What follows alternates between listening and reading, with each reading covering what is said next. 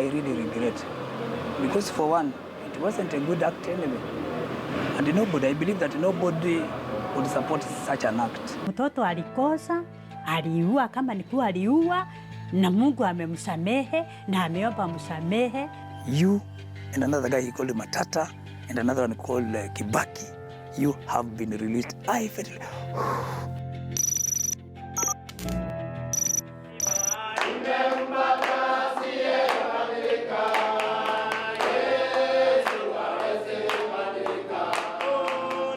3 years later in 2015, 27 years since he was arrested and jailed for violent robbery, Joseph Charles Kinyua got the most unusual news from his fellow inmate. The state had decided to set him free.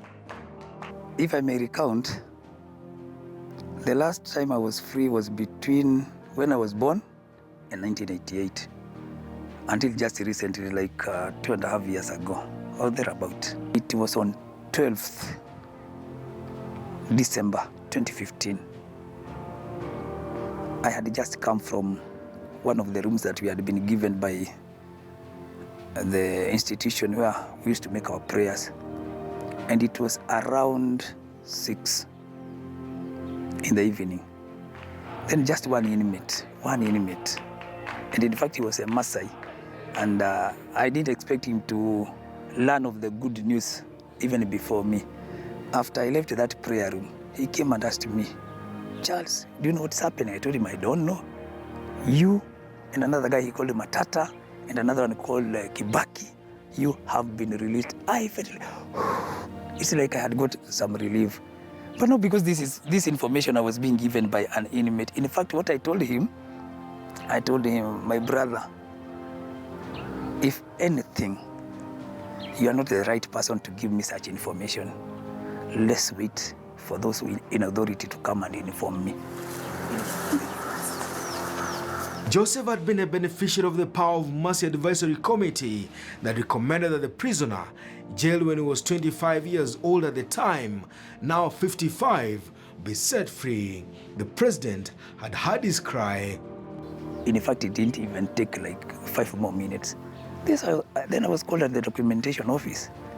And when I went there, I met the officer in charge by then, Henry Kisingu.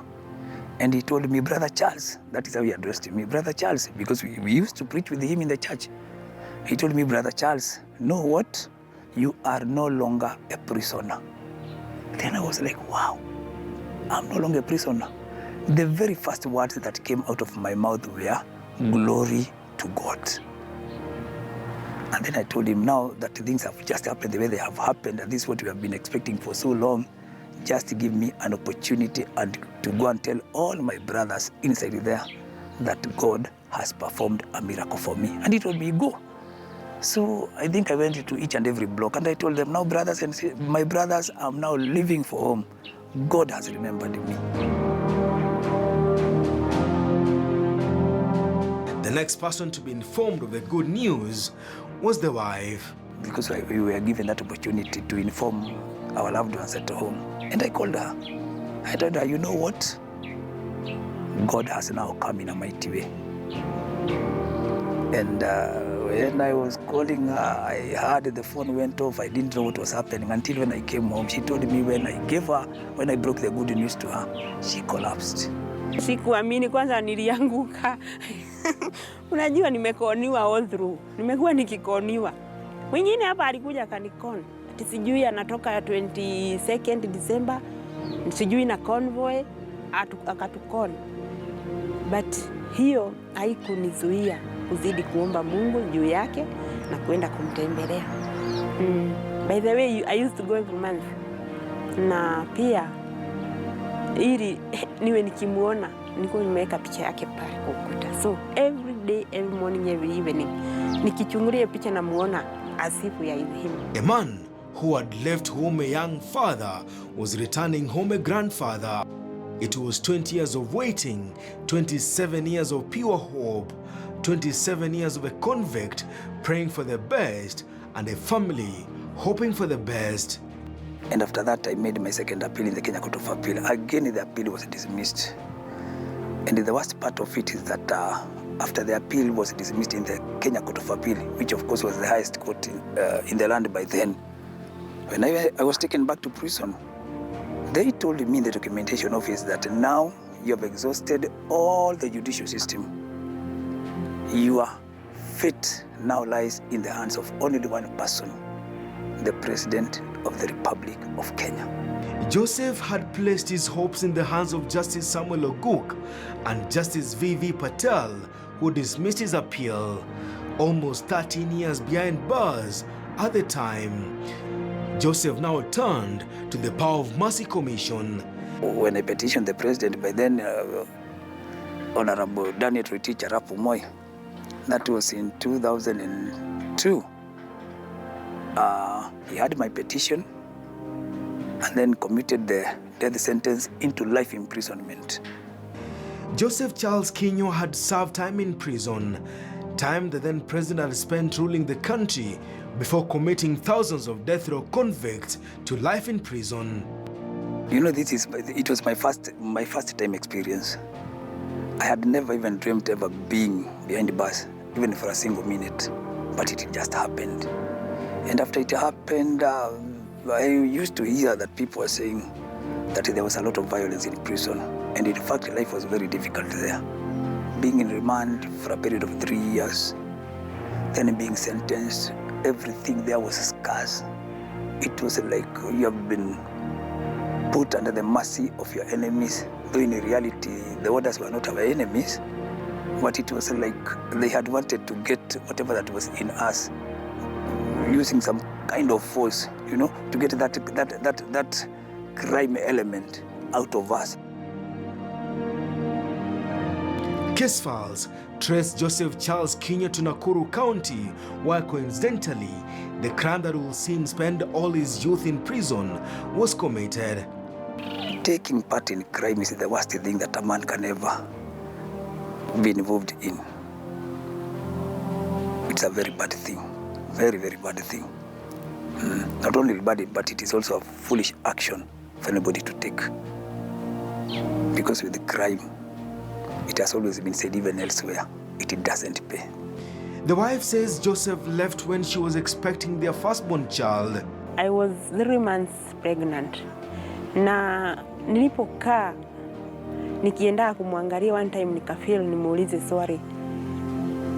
Umeniwacha nikiwa pregnant. Sasa umeniwacha kivipi? Maisha yakawa magumu. Nikaona blackout.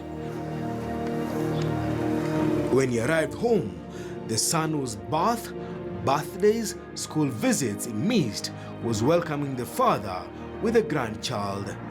A sour, sweet homecoming for a father. My wife told me that now that you've been away for so long, don't ever dream of going anywhere, not until 1 year is over. And I was asking her, now that you're saying that I shouldn't go, what do you want us to be doing here? She told me, you just have to relax. Just relax. Joseph Charles Kinyua left prison at the same time as Joshua Matata, a man who had made headlines for butchering his children and mother. The two, having spent more than 24 years in prison, were commonly referred to as pastors in blue. I wish just like alifanyia bwana yangu president, please awakumbuke wale ambao wako ndani.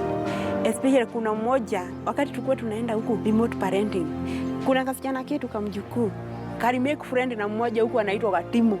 Paka leo ananiulizaga shosh, kwani huka mwenye alibaki huko kwa mapolisi, anasema ni kwa mapolisi, atakuja home lini, hata akuje pia tutembelee. So namwambia hiyo iko mikononi mwa president. I wish angekumbuka watu kama hao ili wake zao wafurahi vile mimi nilifurahi. Ile ishara ya upendo wangu.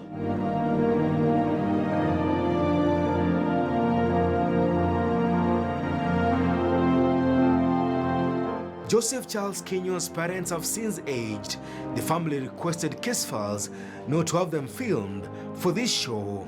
And fathers say they are a happy lot that after almost 30 years, they are able to see their son back home. Joseph is the only surviving member of the 4 men who staged a daring robbery that left a woman dead. He is now a church leader and preacher. The residents of Heshima, and this, I would applaud them. They really welcomed me. All of them. Even the church welcomed me. The community around here welcomed me. Niwaambie watu wa Heshima ni watu wa nguvu, nawavulia kofia.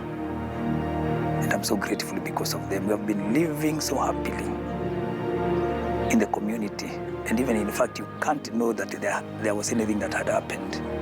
They just embraced me and welcomed me.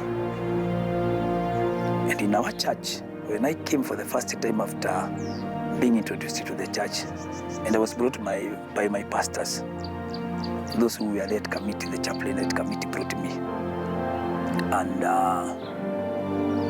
within the first 6 months in the church, I was being appointed to be the chairman of the evangelism team. Then just last year, I was again appointed to be a deacon in the church. And right now, I've been ordained as an elder in our church, PCEA, under Reverend Geoffrey Kimani. Joseph insists that the man who killed the Asian woman is still out here. He was never arrested by the police and is still at large, somewhere out there. Joseph Charles Kinyua is back in Nakuru with his family. The whereabouts of the family of the woman they killed is unknown. Joseph is now trying to pick up the pieces from where he left them back in July 1988. Case files 27 years later is now a case closed. Denison Sarigo for Case Files.